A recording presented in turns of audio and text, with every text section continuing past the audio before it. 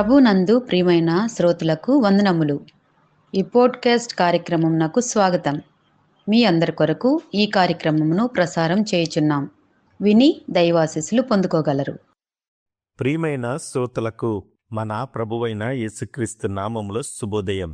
శ్రోతలారా, ఎలాగున్నారు? మీ అందరూ బాగుండాలని మన ప్రభువైన యేసుక్రీస్తు నామములో ప్రార్థన చేస్తున్నాం. రండి, ఈ ఉదయకాలము దేవుని సన్నిధిలో వాక్యాన్ని ధ్యానము చేద్దాం. మన కష్టాల్లో కూడా యేసు ప్రభు వారు మనతో ఉంటారు. జీసస్ ఇన్ ది స్టార్మ్ అనే అంశం నుండి ఈ ఉదయకాలము థీమ్గా తీసుకొని టేకింగ్ రిస్క్ ఇన్ ఒబీడియన్స్, విధేయతలో సాహసం చేయడం అనే అంశాన్ని మీ మధ్యన చెప్పడానికి సిద్ధపడుతూ ఉన్నాను. ఈ సాహసం చేయడం అనేది విధేయతతో కూడినదిగా దేవుడు మనకి చూపిస్తూ ఉన్నాడు. మత్తయి సువార్త 14వ అధ్యాయము 28 నుంచి 31 వచనాలు చదివినప్పుడు దీని కొరకు దేవుడు అద్భుతంగా 7 అంశాలు ఈ ఉదయకాలం మనతో మాట్లాడడానికి సిద్ధపడుతూ ఉన్నాడు.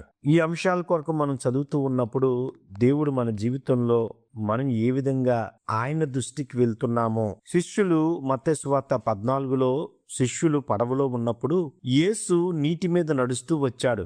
అప్పుడు పేతురు ఒక ధైర్యమైన నిర్ణయం తీసుకున్నాడు. అతను పడవలో ఉండి భద్రంగా ఉండవచ్చు, పడవలో ఉండడం సురక్షితం, కానీ అతను యేసు మాట విని నీటి మీద నడవడానికి సిద్ధపడ్డాడు. ఇది విశ్వాసం మరియు విధేయతకు గొప్ప ఉదాహరణ. కొన్నిసార్లు దేవుడు మనలను ధైర్యమైన స్థితి నుండి బయటకు పిలుస్తాడు. ఆ సమయంలో మనం విశ్వాసంతో ముందడుగు వెయ్యాలి. విశ్వాసం చర్యను కోరుతుంది. యాకోబు 2:17 ప్రకారం క్రియలేని విశ్వాసం మృతమైనది. విశ్వాసం మన హృదయంలో మాత్రమే ఉండకూడదు, అది చర్యగా కూడా కనిపించాలి. పేతురు యేసును చూసి విశ్వసించాడు, కానీ అక్కడే ఆగిపోయాడు. అతను పడవ నుండి బయటికి వచ్చాడు.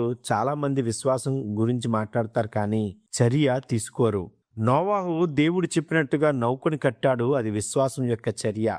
నిజమైన విశ్వాసం మనలను చర్యకు నడిపిస్తుంది. రెండవది, దేవుని మాటకు స్పందించాలి. పేతురు యేసుతో ఇలాగన్నాడు, ప్రభువా, నీవే అయితే నన్ను నీ దగ్గరికి రమ్మని ఆజ్ఞాపించుము. యేసు ఒక మాట అన్నాడు, రా అని. పేతురు వెంటనే స్పందించాడు. దేవుని పిలుపు వచ్చినప్పుడు ఆలస్యం చేయకుండా స్పందించాలి. ఉదాహరణ, యెషయా ఇలా అన్నాడు, ఇదిగో నేను ఉన్నాను, నన్ను పంపుము అని. యెషయా గ్రంథము 6వ అధ్యాయం 8వ వచనంలో.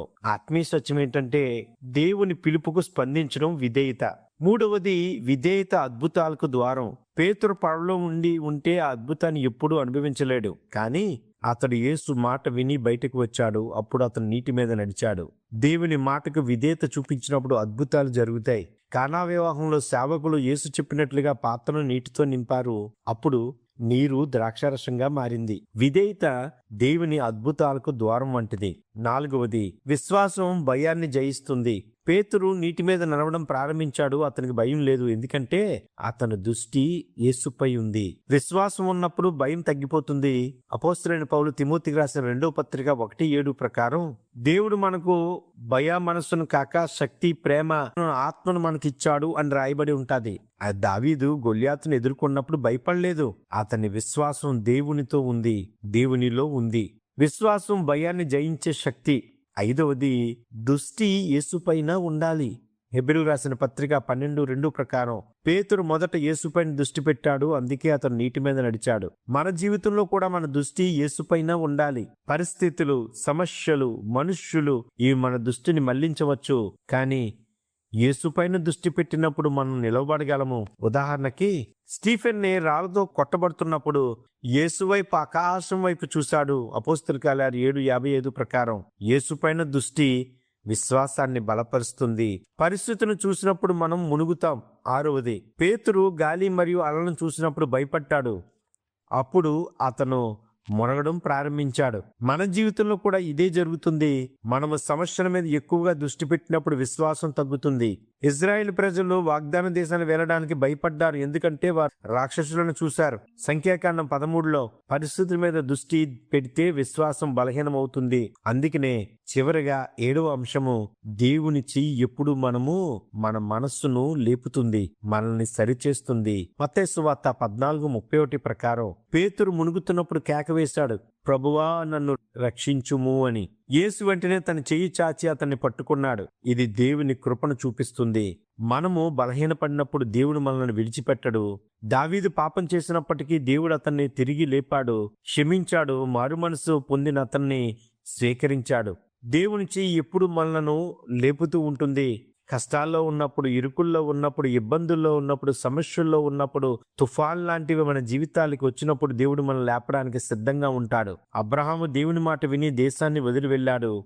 అతనికి ముందున్న మార్గం తెలియదు, కానీ దేవుడు మాట నమ్మాడు. ఆ విధేయత వల్ల అతను విశ్వాసులకు తండ్రిగా మారాడు. మన జీవితంలో దేవుడు మనల్ని పిలిచినప్పుడు భయపడకూడదు. విశ్వాసంతో ముందడుగు వేయాలి. దేవుని మాటకు విధేయత చూపించాలి. ఫలితమేమిటో తెలుసా? విధేయతతో ముందుకు వేసినప్పుడు మన విశ్వాసం పెరుగుతుంది. దేవుని అద్భుతాలు చూస్తాం. దేవుని మహిమ మన జీవితంలో కనిపిస్తుంది. అట్టి రీతిలో దేవుడు మనల్ని నడిపించేలాగిన ప్రార్థన చేసుకుందాం.